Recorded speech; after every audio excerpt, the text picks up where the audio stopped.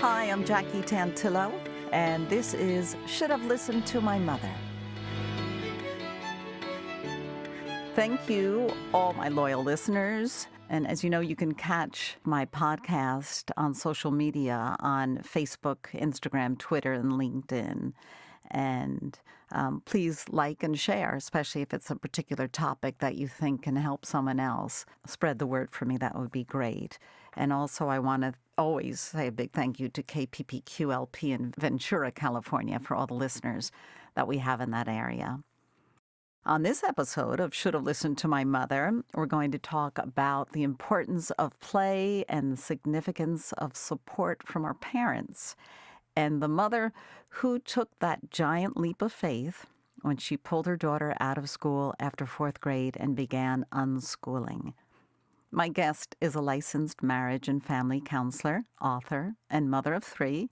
She considers herself a deep diver and a dabbler. She attended college as a teenager, and she's here to join us to talk about her mom. Hi, Roya Dedeaux, and welcome to my podcast. Hi, Jackie. Thank you so much for having me. I have a feeling this is going to be a very interesting conversation because I was not familiar with I'm familiar with the term homeschooling, was not familiar with unschooling, but I'm curious, do you commend your mom for making that bold decision? What was this, like the 70s or 80s? Oh, my goodness, yes. I think my mom gave me to myself forever with that decision. I can't think of any other thing anyone's ever done, really, that shaped who I am more than my mom choosing not to send us back to public school. It was, life and philosophy changing, absolutely.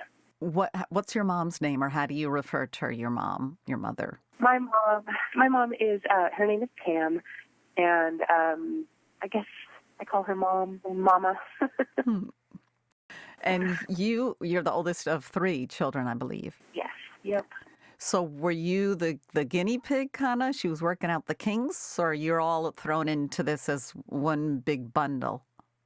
Well, I guess it was kind of all of us all at once. I was, like you said, I was finishing fourth grade, and I have my next youngest sister is 3 years younger than me, and then my youngest is 3 years younger than her, so 3 and then 6 years younger than me. And so when she decided not to send me back to fifth grade, she decided then at the same time not to send the younger one back. It would have been second grade, I believe. And then my youngest sister was in preschool and just never went to elementary school.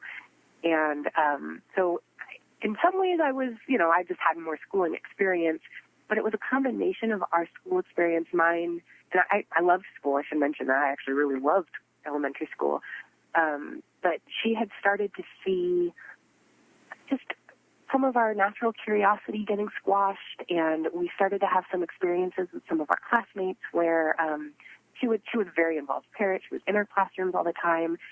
And my younger sister, I should just tell you names. Roxana is the one younger than me, and Rosie is the youngest. And Roxana was a very early avid reader, and she was starting to get made fun of because she wanted to read, and she was reading well ahead of the other kids. And I was getting a little bit of that same thing in my classrooms, and my mom was just starting to feel like she could do something different and do a little bit better. And so she actually, I think, discovered some of these educational philosophies with the help from one of my sister's teachers, I believe, they were seeing kind of the same things happen in the classroom. Right. So right out of the gate, supporting your kid and what their strengths and weaknesses are, and not trying to just fit them into the round peg into the square hole. Yeah, exactly. That we takes had a really, lot. Yeah. I feel like now, especially during COVID, so many people have an understanding even that homeschooling exists, right? But back then, I only knew one other homeschooling family before we started homeschooling. They were homeschooling for very religious reasons. We were not. I thought my mom had just lost her mind. I didn't. She told us we weren't going back, and I was furious. I was about to be a fifth grader. I was going to get a walker the next year. I mean, I was just, and I'm a very social person. I had, friends and stuff that I had plans. And she was like, so we're not going back. And I was like, well, all right, well, then you get the silent treatment. And so in my mind, I remember not talking to her for weeks. I think she told me it was something like a day and a half, really. But oh, my gosh. And then she finally bribed me with conversation and school supplies, and said, here's some new pens and notebooks. Will you come talk to me?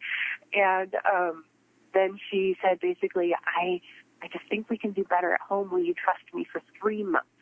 And at the end of those 3 months, you get to decide. You can go back or not, but you just trust me for a little while. And I'll tell you the story of our first week homeschooling, but basically after that, I never looked back. And she was absolutely right. It was the best thing for all of us.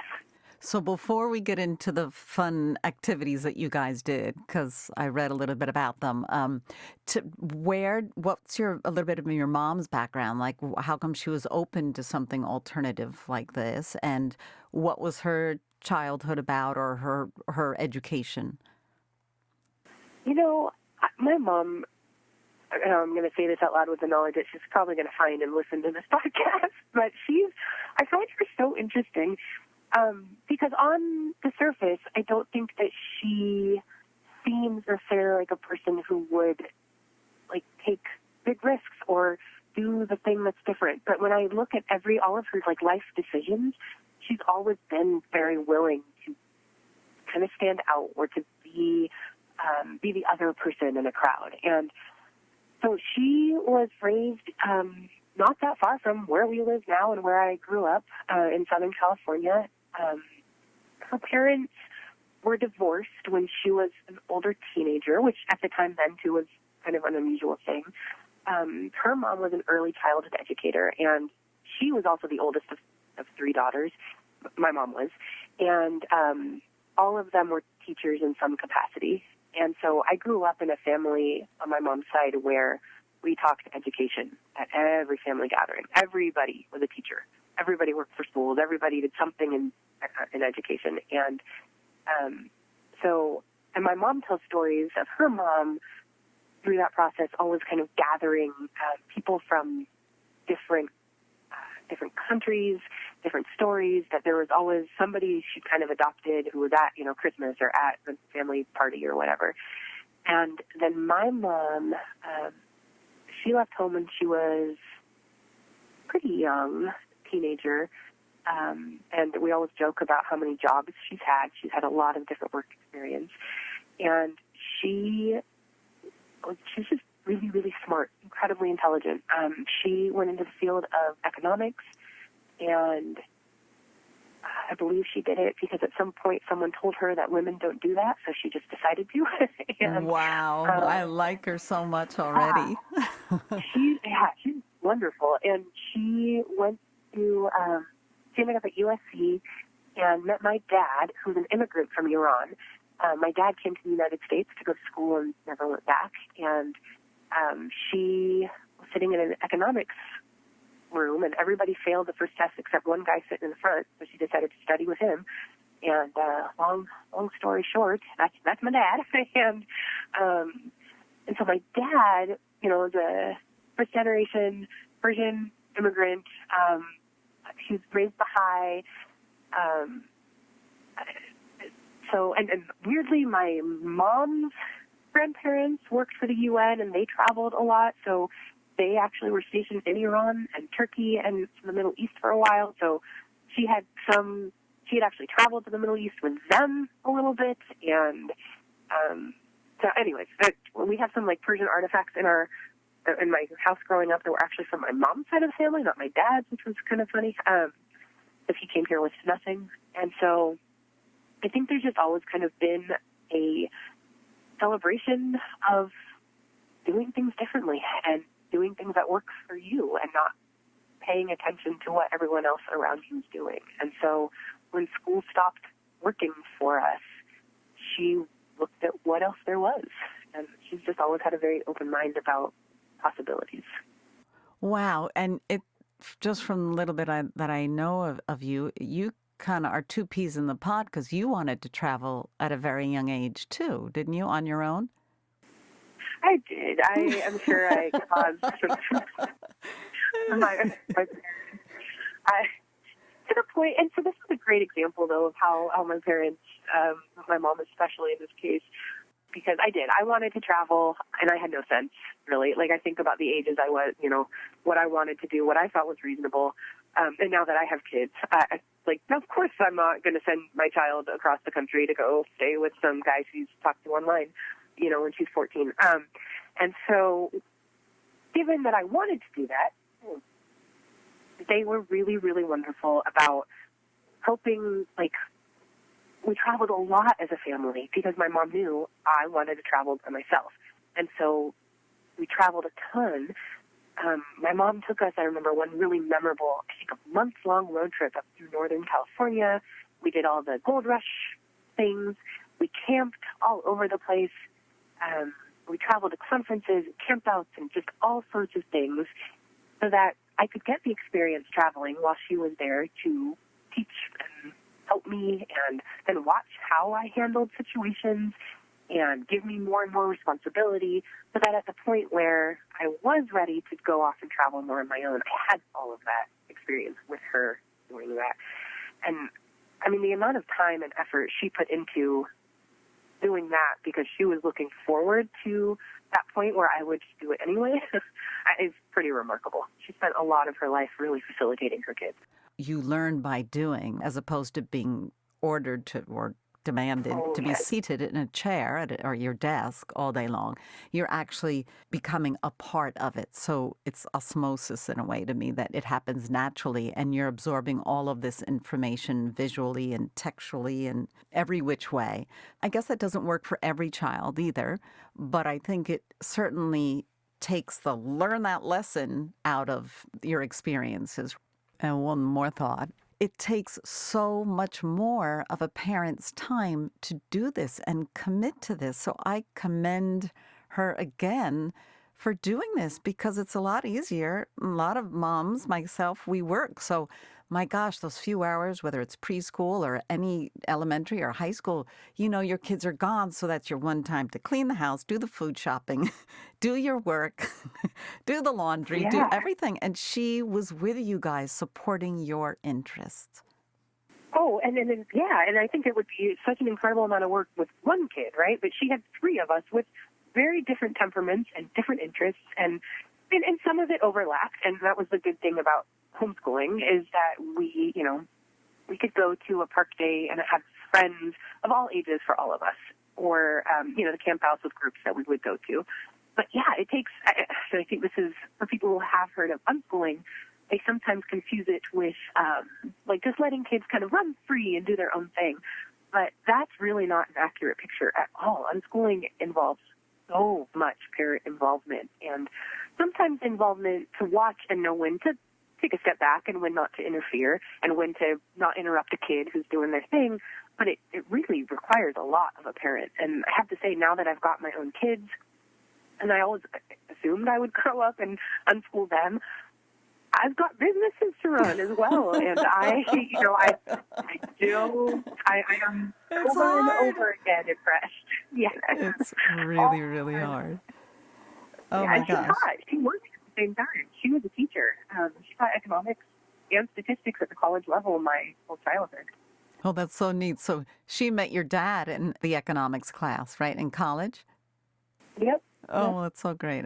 And was this a decision that she made with your father? They worked things out together as to the direction about education, or she just said, this is what I want to do? I think a little column A, a little column B. I think that my dad worked, he worked for Edison, works still now for Edison, solid, secure, 9-to-5 kind of a job. And my mom taught and was home with us and then would go teach night classes. And so she was around. She was the one who was in our classrooms, that kind of thing. And so I think that there was some element of when she said, hey, this thing isn't really working for them, my dad trusted her, that she was the one who was there watching these interactions play out in the classroom. And so he trusted her in those decisions to start. But was always a little bit on the fence about it until he started coaching our soccer teams. And when he started coaching, he had interaction with kids who were going to school and could hear them talk about studying to take the tests and how they don't remember anything, and how just he just got some firsthand experience as a way to kind of compare our experiences with ones. And I think that was a really big changing point for him, where it wasn't just he was supporting my mom in her decision, but he was fully on board. And since then, he's also gone to homeschooling conferences and camp outs and things like that, and became 100% on board. And especially as we grew up and started having, relationships and jobs and things of our own, I think the fear that parents have, right, is that doing something unconventional is going to harm their kids or impair their kids in some way later down the line. And once that was very clearly not the case, he was able to let go of, I think, any remaining fear that he had. Was he proud of your mom for tackling this objective? Yeah, I think so. I mean, he always jokes that he ended up not with a doctor or a lawyer or I can't remember the third one that we were supposed to be, but it was all in jest. He ended up with a therapist, and my sisters we all have I don't know how many degrees we have between us because I can't keep track of my middle sister's academic career, but we've all ended up with higher education, jobs, lives that we have had a lot of say in how we shaped them. I went into my career very much with the idea that I wanted to have kids and I also wanted to homeschool. And so how could I do both of those things? And again, in large part because of my mom. Well, that's pretty great. Now, you started college at a really young age. I did, yes. I was 13. What? And I wanted voice lessons. It sounds silly, but I wanted voice lessons. And my mom, like I said, was a teacher. She taught at a couple different places, but one of the places she taught for years was our community college near us. And so some of my earliest memories were on college campuses. I even remember sitting in her class every once in a while, or just going with her to pick up the test copies at the office or what have you. And so I was really comfortable in college campuses. And when I wanted voice lessons, my mom was like, oh, well, there's a whole music department, and we could go try that out. And so I started the first semester, I think, with just a couple of classes. And I took voice, I took piano. That might have been it my first semester. I was like, oh, yes, no, this is great. Someone who cares about this stuff as much as I do, yes, please. And so then the next semester I took a full load of English classes, and I took a psych class, and I don't know what else. It's been a minute since I was 13, but I took more academic-y classes, but still just the ones that I was interested in. I tried to take them on the days that my mom taught, so that I had a ride home. And I also tried to, only do all day Tuesdays and Thursdays so that I had still plenty of time on other days for things. But by my second or third semester, I was involved with the ceramics department, and that turned into my life. And so then I basically just lived at school because I was there every day, all the time, and I loved it. That's a wonderful opportunity for you to break yourself into the system so it's not so overwhelming when all these kids have to go away to college. They've never been on a campus before. They don't know how the system works. That opened doors for you to set you at ease. Obviously, you were you had confidence and your intellect was intact and all that, but it just became the norm for you. So it wasn't as overwhelming. But there was a disparity in age became an issue for you, unfortunately. A little bit. I think because I was so invested in, for example, ceramics class, and I love the people. But then, my friends I was 13, 14, 15, and my friends are in their 20s. And so some of my friends, I also had friends from other things I was doing. I was also in a theater group and on swim teams and Girl Scouts and other things. So there was an issue sometimes with age. But I think that one of the things that my mom really helped with was that and because I was taking these classes, because I was interested in the subject, I wanted to be there. And so I was able to form also really interesting and good relationships with the instructors because they had a student in their class who like genuinely intrinsically wanted to be there, not because I had to knock that class off to transfer or, their parents wouldn't let them stay at home without taking some class or, whatever the case that other students sometimes have to be there for. And so I also had the luxury of, like, if I had a class with a teacher I didn't love, I wouldn't take it. I would drop it because I was doing it because I wanted to, which makes such a big difference. And so any class I've taken, I've also had to take some classes I didn't love. Once I decided that my goal was to transfer and get a degree, I had to, round out some of the things because they don't let you transfer on 10 years of just ceramics classes, unfortunately.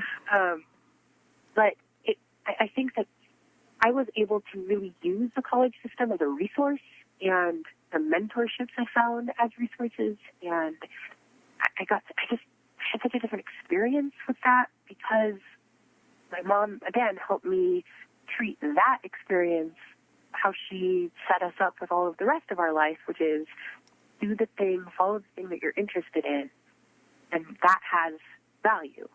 And we were given the time to be able to really dig out that value from it. And so even when there were age disparities,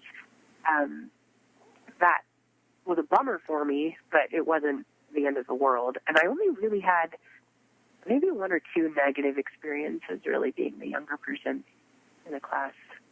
Well, unfortunate, but leaps and bounds, you're way ahead of the curve. And I don't think I'm the only adult to say this, but boy, I wish I could go do college all over again, kind of, sort of, maybe. I don't know if I could handle all the work, but, there's so much that I wasn't paying attention to because I was busy doing other things. Yeah, well, and I get that experience with my clients and students now. And I also fast forward and teach college as well at Cal State Long Beach. But I get that experience all the time now, right, with students who have had some element of their life, most elements of their life being spoken for all the time. If you just think about the sheer amount of time that you're in school, all the hours every day and then how many years, and someone else is telling you, hey, you're supposed to learn about this is important, and you have to go here because that's what we want you to do, that we get out of the habit sometimes of wanting for ourselves or trusting our own wants.